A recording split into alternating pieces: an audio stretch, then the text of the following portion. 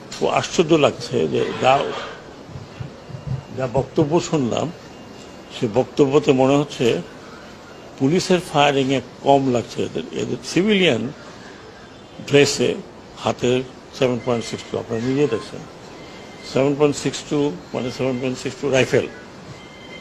এখন ইনভেস্টিগেশন করার massive investigation দরকার যে এরা কারা, কাদের হাতে এই রাইফেল, যেটা প্রহিবিটেড রাইফেল, কাদের হাতে এটা আসছে, এই এলাকাতে কে কারা দিচ্ছে।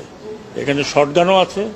এখানে আমি যে কজনের দেখলাম, আমাদের ডাক্তার সাহেব যেগুলো দেখালেন এগুলো পুরো বুলেট 7.62। তো এইটা খুবই আমি বলবো যে উদ্বেগজনক।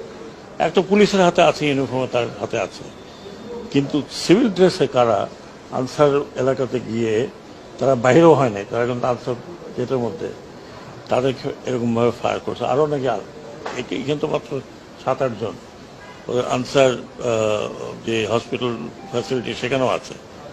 এটা খুবই মারাত্মক। মানে তার মানে হচ্ছে যে আমরা সিভিলিয়ানকে আর্ম করেছি।